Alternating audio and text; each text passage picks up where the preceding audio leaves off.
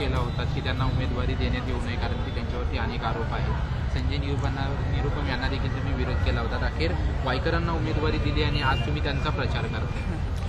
काय होतं की ही लोकशाही आहे आणि जेव्हा उमेदवारी डिक्लेअर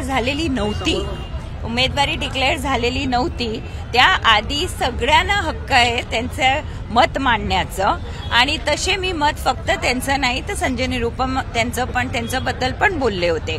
पण एकदा आपली उमेदवारी फिक्स झाल्यावर जे आपले पक्षाध्यक्षांचे आदेश आहेत त्याचं पालन करणं प्रत्येक महाराष्ट्र सैनिकचं धर्म आहे आणि माझा पण. एबीपी माझा, उघडा डोळे बघा नीट.